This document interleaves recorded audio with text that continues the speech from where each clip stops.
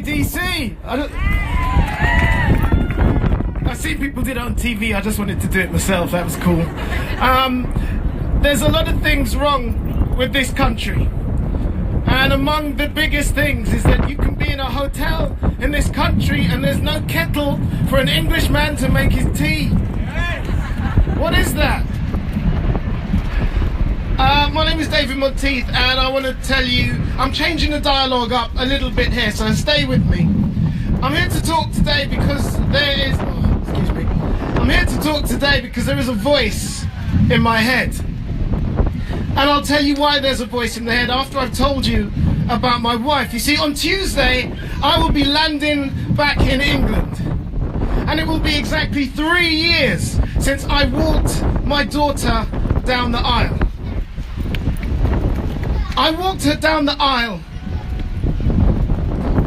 I walked her down the aisle in a beautiful white coffin.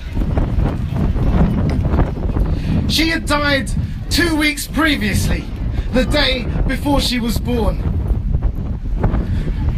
My wife was induced, and in the middle of you know the difference between a natural birth and an induced birth, and in the middle of this terrible contractions, she turned to me and she said, although this baby is dead, I will bring it into the world with all the grace and dignity it deserves. And if it's a girl, that should be her name. That was my wife. And then she looked at me and she said, if it's okay with you. I was like, really? Since that day, there has been a voice in my head. And I'm here on Mother's Day speaking as a man, because one of the things that the patriarchy has done for us is give us the wrong example of what strength is. And at such a time when a woman needs the strength of a man, for a man to sit on their emotions and keep it down is not helping that man. The lack of tears is not helping that man and not helping that woman you are professed to being strong for. I needed to feel something of the physical pain and sweat and strain that my wife had been through, and the only thing I could think to do was to dig my own daughter's grave.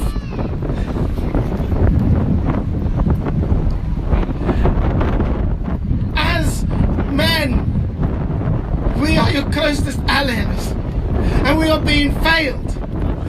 There is a group in England, it's an international group, it's online, it's on Facebook, called Daddies with Angels. And it exists because at the moment of their biggest grief, most men find that they are being asked, how's the mother? How's the wife? How's the kids? And this grief, which is tearing you apart inside, is not being addressed for you, and so you continue in the fallacy that you need to be strong. And once again, that strength is directed in the wrong way. I received an award for being an inspirational father, which is a weird thing.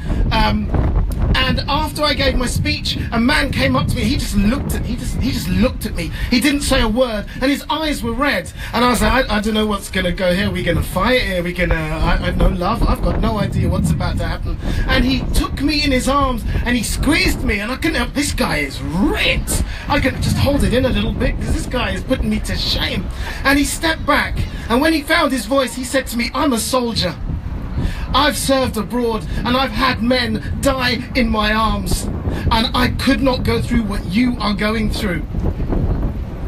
What we are talking about for men and women in the loss of their babies, and you may want to call it stillbirth, but I'm going to call it what it is. It's death of a child.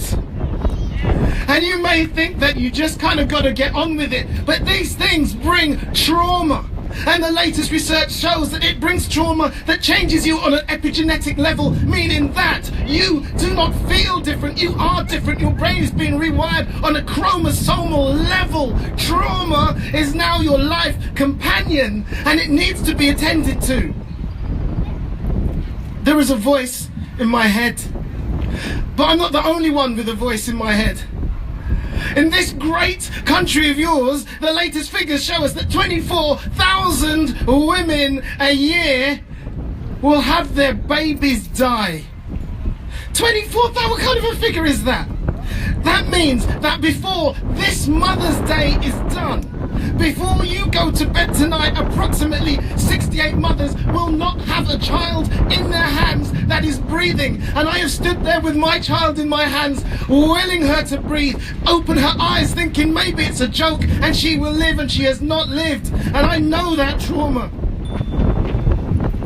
But it's not just the mothers. I want to do some rough calculations here. Let's be quite mean. And let's assume that only 50% of those mothers had interested partners. So we're going to add, that means if we add that into the mix, we're looking at 36,000 grieving parents a year. But it doesn't stop there. Let's assume that half of those parents have actively grieving parents themselves, the grandparents, if you like. If we add that in, we're up to about 60,000 people a year directly affected by the loss of a child. And what about siblings? I had a 3-year-old when my daughter died. She wasn't stupid. She knew a baby was meant to come home, and we had to deal with her with this grief, a grief of a 3-year-old that's trying to come to terms with death. If we add in possible siblings, let's just guess a quarter of these women we're talking about have older children. We're talking about 66,000 people a year directly affected by these circumstances, and I'm being incredibly conservative with these figures. And what makes me really angry is that what happened to us could not have been avoided. It was the freakiest of freakiest accidents. There are no stats for what happened to us. It could not have been avoided. But in the UK, the latest figures show that 50% of stillbirths could be prevented. And I'm sorry, but in this country of yours, I'm sure that figure is a lot higher. But no one is talking about it. I spoke at a medical board, and the guy hosting this discussion about stillbirth said, at this point, we usually thank our funders, but because it's stillbirth, there are none.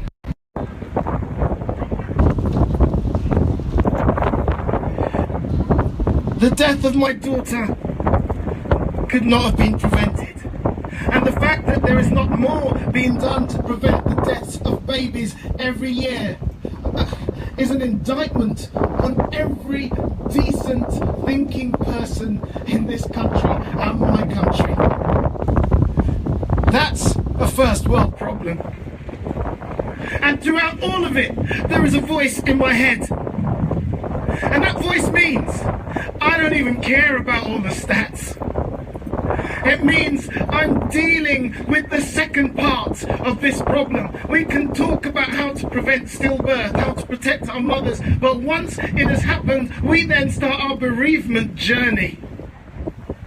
And that bereavement journey is one full of broken families, of broken people, of depression, of guilt, of a loss of confidence in women's own bodies. It's time off work, and we all know how unaffordable that is. It's failing at work. It's the cost of counselling. I could go on and on, but research shows that the trauma of bereavement doesn't just affect you, it affects your work.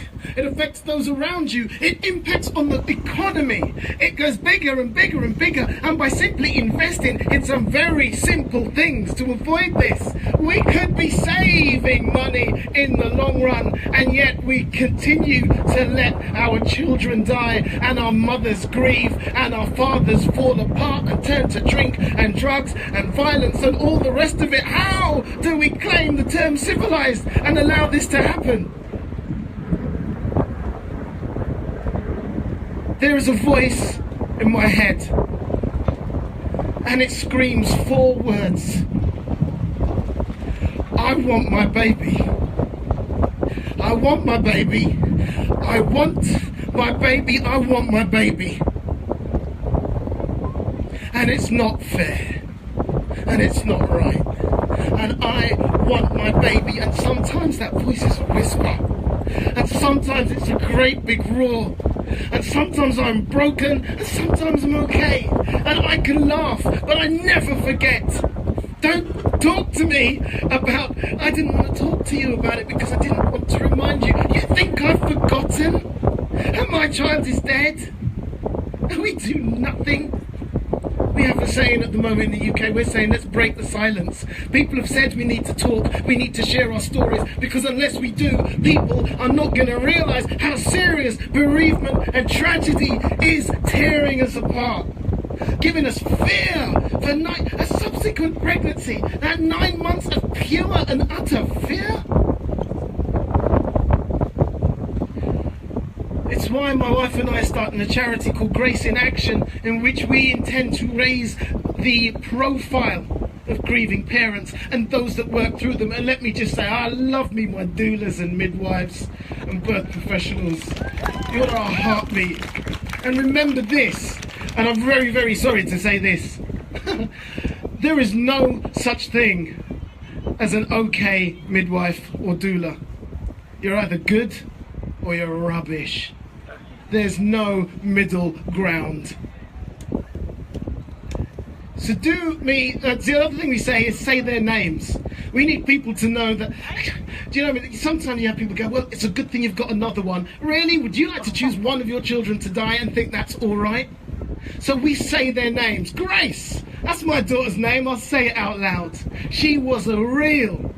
And when Mother's Day comes around, we celebrate my wife, who is not just the mother of my other daughters, Alana and Kira, she is the mother of Grace. And Grace had a full womb life. And she heard our voices and our singing and knew our touch and knew love in the only life she'll ever know, a full womb life. And I celebrate that as much as I grieve for her death. But do me a favour this week. Celebrate that which you have, that which you can hold, that which gives you joy, the baby that cries in your arm and wakes you at 3 in the morning. Smile through that if you can. Find some beautiful piece of life that you love and appreciate this week. Take a picture.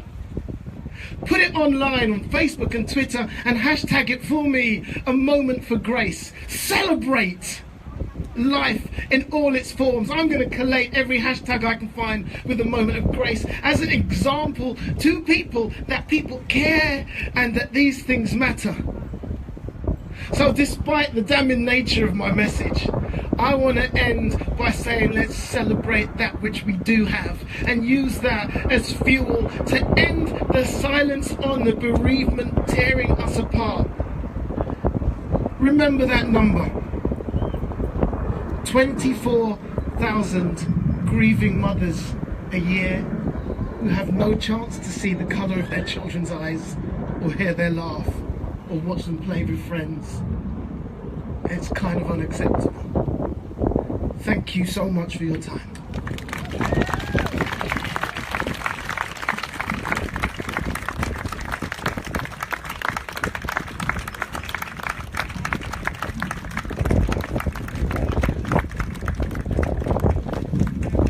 We're going to close out with the women